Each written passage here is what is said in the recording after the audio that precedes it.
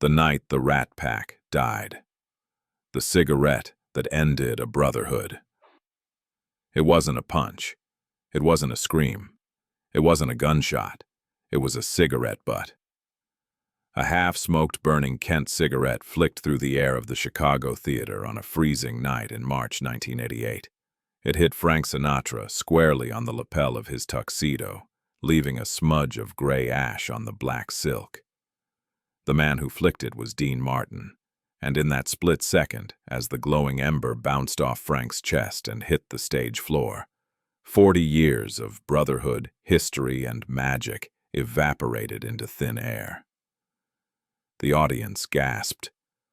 3,000 people sat in stunned silence. They had come to see the Together Again tour. They had come to see the legends. They had come to relive the glory days of the Sands and the Copa Room. Instead, they were witnessing a public execution of a friendship. Dean Martin didn't say a word. He just turned his back on Frank Sinatra, walked off the stage, and kept walking until he was out of the theater, out of Chicago, and out of Frank's life forever.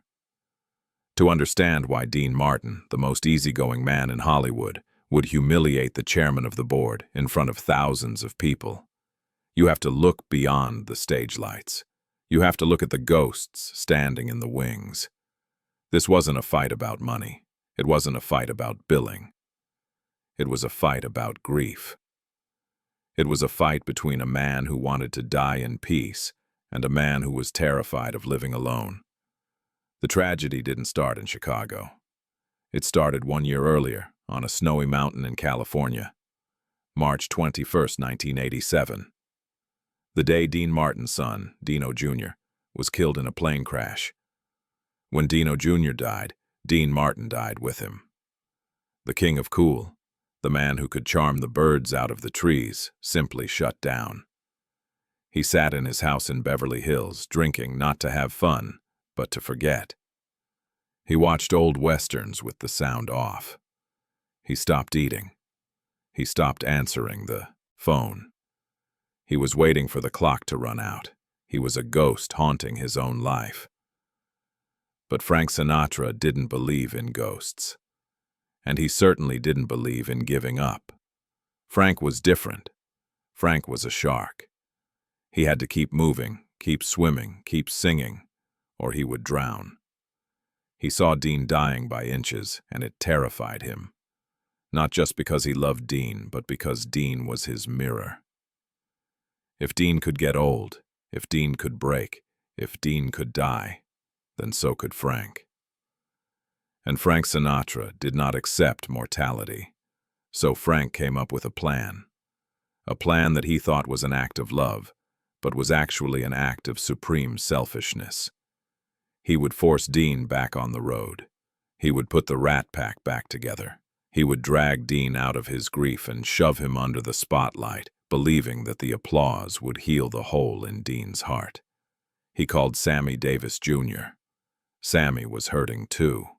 He was broke, struggling with hip problems, and secretly battling the early stages of throat cancer that would eventually kill him.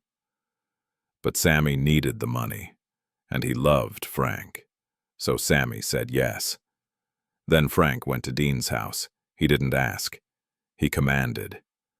"You're coming with us, dog," Frank said, using his nickname for Dean. "We're going on tour. 29 cities, trains, planes, broads, booze, just like the old days. It'll be good for you.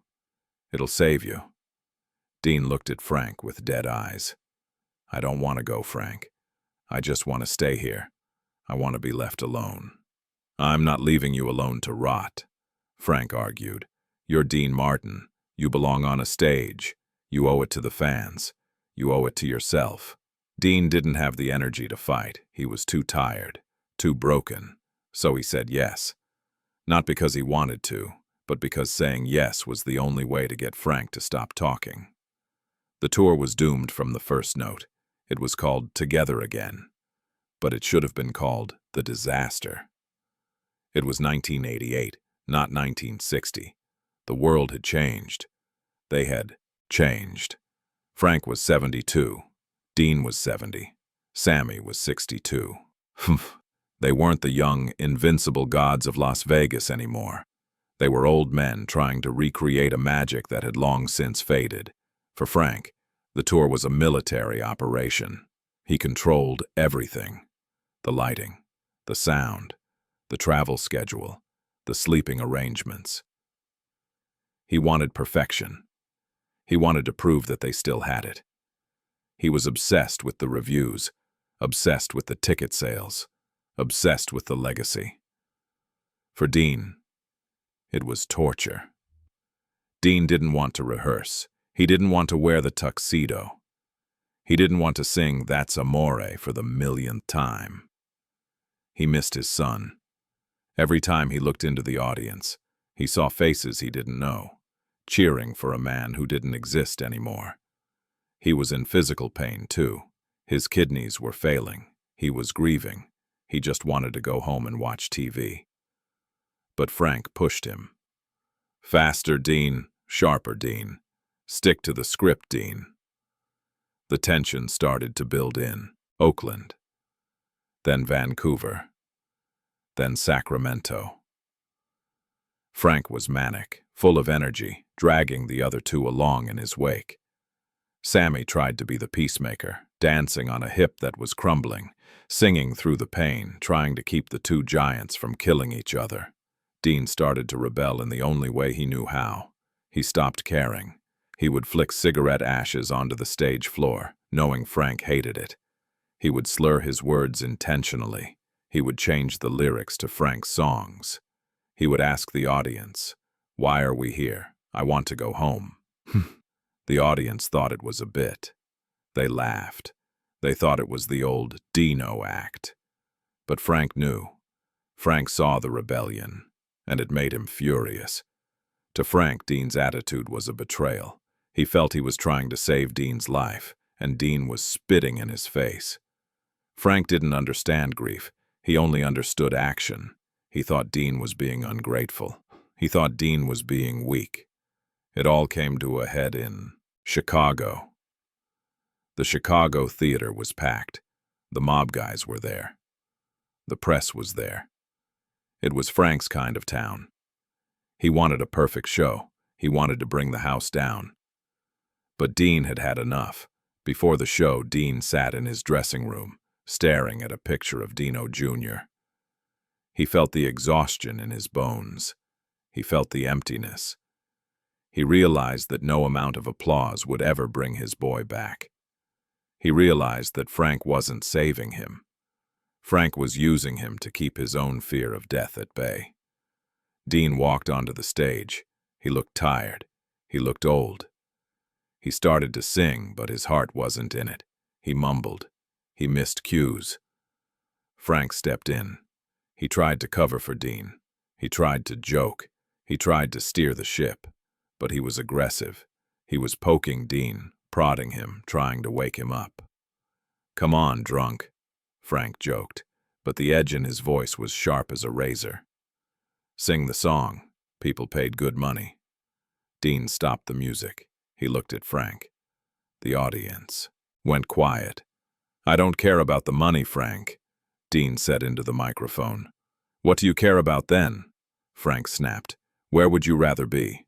"Home," Dean said softly. "I want to go home." Frank laughed, a nervous, angry sound. "You're home, Dean. You're on stage with me. This is where we live." "No," Dean said. "This is where you live. I just visit." Frank's face went red. He moved closer to Dean. He turned off his microphone so the audience couldn't hear the next part, but the people in the front row heard it. The musicians heard it. "Don't you do this to me," Frank hissed. "Don't you embarrass me in Chicago. You finish this set. You finish this tour. I made you. I can break you." It was the wrong thing to say. It was the Frank Sinatra of 1950 talking to the Dean Martin of 1988. It was the bully trying to intimidate the man who had nothing left to lose. Dean looked at Frank. He looked at the man he had loved like a brother for 40 years. The man who had stood by him, fought with him, laughed with him, and he saw a stranger. He saw a frightened old man who couldn't stop running. Dean took a drag of his cigarette. He exhaled a cloud of smoke into Frank's face. Then, with a casual, dismissive flick of his wrist, he tossed the cigarette. It hit Frank. It bounced off his tuxedo. It landed on the floor. Dean didn't say another word. He dropped his microphone. It hit the stage with a loud thud that echoed like a gavel banging down on a sentence. He turned and walked away. Frank stood there, stunned. He watched Dean's back retreating into the shadows of the wings. He waited for Dean to turn around. He waited for the punchline. He waited for the smile. But Dean kept walking. Sammy Davis Jr. stood frozen on the other side of the stage, his one good eye wide with shock. He knew. He knew this wasn't a bit. He knew the Rat Pack had just died, right there, in front of 3,000 witnesses. Frank tried to recover. He turned to the band. "Keep playing," he shouted. He turned to the audience. He's not feeling well, folks. He's a little confused." But the audience knew. The energy in the room had shifted from celebration to funeral wake. Dean Martin went straight to the airport. He got on a plane and flew back to Los Angeles. He didn't pack his bags. He didn't say goodbye to the crew. He just left. When he got home, he walked into his house, poured a drink, sat in his favorite chair, and turned on the TV. For the first time in weeks, he breathed easy. He was free. Frank was furious. He was humiliated. He threw a lamp in his dressing room. He screamed at his assistants. He called Dean every name in the book. Ungrateful. Coward. Quitter. But underneath the rage, Frank was devastated. He had pushed his best friend too far. He had tried to control the one thing that couldn't be controlled. Grief. The tour continued without Dean. They replaced him with Liza Minnelli. It was a good show, energetic and professional, but it wasn't the Rat Pack. The magic was gone. The brotherhood was broken. Frank and Dean never spoke again. Let that sink in. The two men who defined an era. The two men who shared everything. The two men who were closer than blood brothers. Let a cigarette and a stage argument become a wall they never climbed over. Dean spent his final years exactly how he wanted. Alone. Quiet. He went to dinner at the same Italian restaurant every night. He drank his wine. He tipped the waiters. He went home. He wasn't sad. He was waiting. Waiting to be with his son. Frank spent his final years touring. He kept singing until he forgot the words. He kept standing in the spotlight until he collapsed on stage. He kept running, terrified of the silence that Dean Martin had embraced. In 1995, Dean Martin died on Christmas Day. When Frank heard the news, he didn't speak for hours. He sat in his compound in Palm Springs, the same place where he had once hosted the Rat Pack, the same place where the laughter used to ring off the walls. Now it was just him. Sammy was gone. Dean was gone. Frank Sinatra, the chairman of the board, the last man standing, finally realized the truth that Dean had tried to tell him that night in Chicago. You can't beat the clock. You can't outrun the ghosts. And sometimes, the bravest thing a man can do isn't to stand on a stage and sing My Way. Sometimes, the bravest thing a man can do is flick a cigarette, walk away, and go home to grieve the people he loves. Dean Martin taught Frank Sinatra a lesson that night. A lesson about boundaries. A lesson about respect. A lesson about knowing when the show is over. Frank never publicly apologized. He never admitted he was wrong. But those who were close to him said that after Dean died, Frank changed. The fire went out. The anger faded.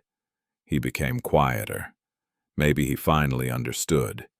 Maybe in the silence of his own empty house, he finally heard what Dean was saying. I don't need the applause, Frank. I just need peace. The night Dean Martin walked away wasn't a betrayal. It was a declaration of independence.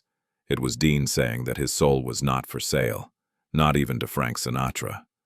So when you watch the old clips, when you see them laughing and joking in black and white, remember how it ended. Remember the cigarette flying through the air in Chicago. It is a tragedy, yes, but it is also a story about the limits of friendship and the power of grief. Frank Sinatra wanted to live forever. Dean Martin just wanted to be with his son. And in the end, they both got exactly what they wanted, but the price they paid was each other. That is the true story of the death of the Rat Pack. It didn't end with a bang. It ended with a flick of an ash and a lonely walk into the darkness. And looking back now, we can finally say it. Dean Martin was right. It was time to go home.